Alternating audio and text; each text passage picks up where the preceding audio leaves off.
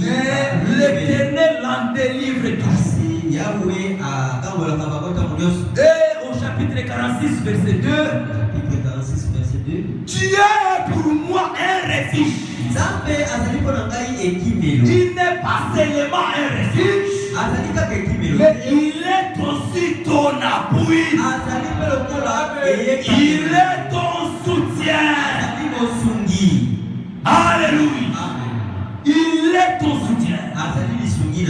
Et un secours pendant que toi tu bascules et que le vent te bouge. Mon frère, ma soeur, le grand aigle Jova, il est là sur la tour de contrôle et il est en train de contrôler chaque mouvement. Peut-être pendant que tu es en train de descendre, tu peux aller tomber dans un océan. Là, tu vas perdre la vie. Mais Dieu, il ne permettra pas que tu arrives jusque-là dans l'océan pour perdre la vie. Le grand aigle, il descendra dans toute vitesse et il viendra à ton secours. Que Dieu soit loué, mes frères et sœurs. La Bible dit, mon frère, il est un secours qui ne manque jamais dans la détresse. C'est pourquoi nous sommes sans crainte. Un jour, frère Branham était quelque part, alors qu'il observait un grand aigle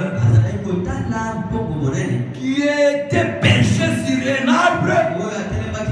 Et quand il a jeté le regard quelque part, il a vu des aiglons qui étaient sur les herbes en train de picoter. Mes frères et sœurs, alors que ces aiglons n'avaient pas peur, et frère Branham se dit, pourquoi ces aiglons n'ont pas peur? Ils sont là, vraiment en train vraiment, ils étaient dans la joie. Ils passaient un moment de réveil. Comme Branham le disait, il passait des bons moments de réveil à l'ancienne mode. Et ils étaient là sans peur. Bien aimés. Alors que frère Branham se disait, pourquoi ces aiglons-là n'ont pas peur? Oh, il a regardé de part et d'autre. Il a vu dans un arbre un grand aigle avec les yeux fixés sur les aiglons. Je vous dis ce matin, il est de l'Éternel et sur ses enfants. Il est là sur la tour de contrôle. Il est en train de contrôler chaque mouvement. Est-ce que ça nous fait la joie, mes frères? Bien-aimés l'église, frère Branham observait ces aiglons. Ils étaient là très calmes. Ils mangeaient. Ils n'avaient pas peur. Alors que Branham observait, à un certain moment, une tempête s'éleva en provenance du sud. Et maintenant, cette tempête montait. Et quand la tempête approchait, le grand aigle jeta un cul perçant pour appeler ses enfants à monter. Mon frère, ma soeur, les enfants qui étaient là, les petits aiglons, ils n'avaient pas du tout la capacité de s'envoler. Mais la maman aigle a dit, essayez seulement de battre vos ailes et vous monterez. Quand ils ont essayé de battre les ailes, ils ont essayé de monter. Mais la tempête, il les ramenait sur la terre. Mais il a continué. Battez vos ailes. Montez. Quand ils ont essayé de monter, et quand la maman aigle a a compris qu'ils ne sont pas capables d'arriver là où ils étaient, la maman était descendue en toute vitesse et elle est entrée en dessous. Il les a mis au dos et elle est partie loin en fuyant la tempête. Ce matin, la maladie peut venir, le problème peut venir, les difficultés peuvent venir, les sorties peuvent faire que quoi que ce soit, mais votre Dieu est en train de surveiller le mouvement. Alléluia. Oh mes frères et sœurs, les épreuves nous arrivent. C'est pour mon bien-aimé frère. Le plus hypocrite, le plus qui aime l'adultère, le plus qui aime les mensonges. C'est pourquoi Dieu permet que les épreuves nous arrivent. Alléluia. Cela ne veut pas dire que vous n'êtes pas enfant de Dieu. Vous l'êtes déjà assis. Après les épreuves, c'est la gloire. Après les épreuves, c'est la bénédiction. Supportez patiemment les épreuves. Et Dieu vous élèvera. C'est la vérité, mes frères et sœurs. Mon bien-aimé, pensez à cet homme qui a écrit ces psaumes. David, il était l'homme selon l'éternel Dieu. Mon frère, ma soeur, il était l'homme selon l'éternel Dieu. Dieu l'a choisi. Là qu'il était encore un petit enfant, il était là derrière le désert, en train de paître les troupeaux de son père. Il ne connaissait pas qu'un jour il serait roi. Un jour qu'il serait roi. Bien mes frères, Dieu l'avait choisi. Comme il nous a choisi tous. C'est une joie d'être enfant de Dieu. Dieu n'abandonne pas son enfant. Comme l'aigle n'abandonne pas son aiglon, Dieu n'abandonne pas son enfant. Ne dites pas pourquoi ceci m'arrive. Pourquoi ça? Seulement moi. Regardez, les païens, ils sont bien. Mes frères, mes soeurs, et ils sont des païens. Ne te compare pas aux païens. Toi, tu es un enfant de Dieu. L'œil de Dieu n'est pas sur les païens. L'œil de Dieu est sur les enfants de Dieu. L'oreille de Dieu n'écoutez pas la voix des païens. L'oreille de Dieu écoutez la voix des justes. C'est la vérité, frère. Amen. Amen. Nous pouvons retourner à Psaume 34. Il dit au verset 16. Les yeux de l'Éternel sont sur les justes. Voilà. Les yeux de l'Éternel sont sur les justes. C'est pas qu'une fois Frère Branham me raconte une situation, une histoire. Dans une certaine ville, on devrait recevoir un roi. Alors qu'on avait demandé à tous les élèves de venir pour accueillir le roi. Alors tous les enseignants, les enseignantes amenaient les élèves là où on devrait recevoir le roi. Alors quand le roi était arrivé, tout le monde, tous les élèves, on applaudi le roi. Ceux qui avaient les drapelets, ils ont flotté les drapeaux. Ceux qui avaient les sifflets, ils ont sifflé. Et la fête était passée. Alors, il y avait un enfant, une fillette, qui avait quand même agité son drapelet. Mais le constat que cette fillette a fait, elle avait vu le roi, mais le roi ne l'avait pas vu. Après la fête, tous les élèves étaient rentrés à l'école. Cette fillette était restée là-bas. Alors la maîtresse a vérifié les élèves de sa classe. On a remarqué qu'il y avait une fille qui était absente ou qui avait manqué. On a commencé à chercher la fille, on ne l'a pas trouvée à l'école.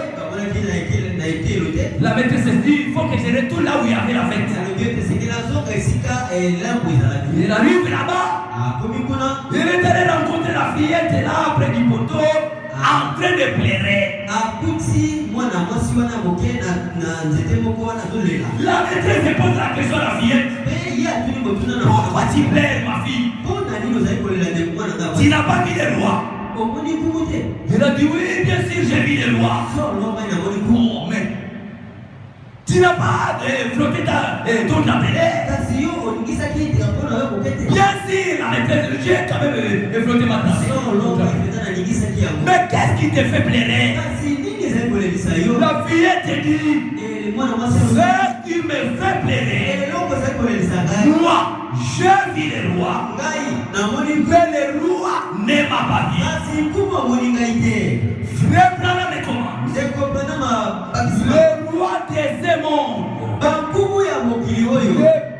peuvent pas voir tout le monde, mais les lois des rois, même une fourmi qui est quelque part en train de cligner les yeux, Dieu voit cette fourmi-là.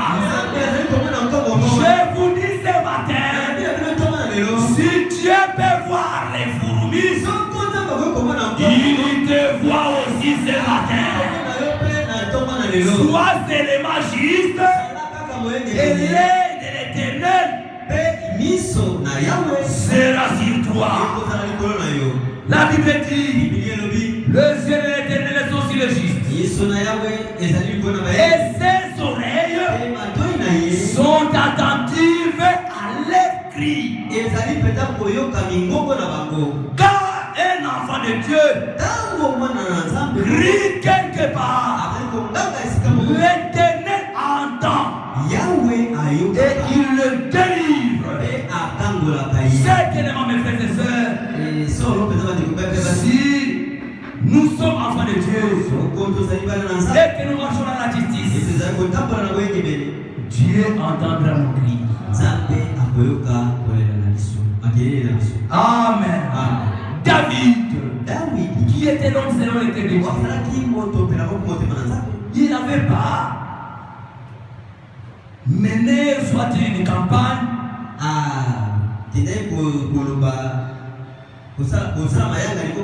pour qu'on puisse le voter comme roi. Mais c'était l'élection de Dieu. Dieu l'a établi comme roi. Regardez cet homme qui était l'homme selon l'éternité de Dieu. Sa fille n'était pas toujours bien chaque jour. Il avait une vie de combat sur combat sur combat. Épreuve sur épreuve sur épreuve. Mon frère, ma soeur, il a tiré de beaucoup de combats. Saoul même a voulu le tuer. Mais comme il savait que Saoul était loin de l'Éternel, Dieu lui avait donné même l'occasion de pouvoir tuer Saoul. Mais David ne pouvait pas mettre la main sur Saoul. Et Dieu n'a pas permis aussi que Saoul puisse tuer David. Il a tenté de toutes les façons afin de tuer David. Mais la situation de David était sous la surveillance de Dieu lui-même. Je crois que ce matin aussi, Dieu est au contrôle de votre situation. situation. Comme il n'a pas permis à Saoul de tuer David, il ne permettra pas que tout celui qui veut nuire à ta santé, qu'il arrive au bout de son programme. Dieu est sur la tour de contrôle. Je vous dis, mes frères et mes sœurs, recommandez vos sorts à l'Éternel. Et l'Éternel agira. C'est la vérité, mes frères et sœurs. David, qui était l'homme selon l'éternel de Dieu, il était poursuivi. Il était menacé. Jusqu'à tel point, ce n'était même pas David va de Saoul. Mais jusqu'à arriver même au point que son propre fils, Absalom, cherchait même à tuer David. Jusqu'à tel point, David a fouillé même Jérusalem. Mais mon frère, ma soeur, après avoir passé des tirs de plaine, des tirs combats, comme Dieu était sur la tour de contrôle, Dieu n'a pas permis, parce que cet homme-là de David, il était un roi, mais c'était seulement un type. Le véritable roi qui sera assis sur ce trône, c'est le Seigneur Jésus-Christ. Dieu avait un programme. Mon frère, ma soeur, d'ailleurs, au travers de David, il avait annoncé beaucoup de choses. Et David, qui était prophète, il le mettait parfois à son compte. Vous allez le voir quand il va chanter. Mon Dieu, pourquoi m'as-tu abandonné? Cela ne lui concernait pas. C'était pour Jésus. Dieu ne pouvait pas permettre que Absalom arrive au bout de son programme. Quoi qu'il a réussi à chasser David, c'était seulement un type de Jésus-Christ étant que roi rejeté. Alléluia. Et vous allez voir que dans la généalogie de Jésus, vous allez trouver même le nom de David. Parmi les 4 types de fils de Jésus, vous allez voir qu'il est le fils de Dieu. Il est le fils de l'homme. Il est le fils d'Abraham. Et il est aussi le fils de David. Mon frère, ma soeur, même ici, il y avait, mon frère, ma soeur, le grand roi qui avait régné en Israël. Il y avait comme Akab, il y avait comme les Saoul, il y avait des Salomon, il y avait beaucoup de grands rois. Mais parmi tous les rois, il n'y a qu'un seul roi qui aura comme fils Jésus. Est-ce que nous comprenons? Mais cet homme-là, avant qu'il soit arrivé à ce niveau-là, il doit d'abord passer au niveau des épreuves, au niveau des combats. Je vous dis, mon frère, ma soeur, la victoire, la couronne, c'est après les combats.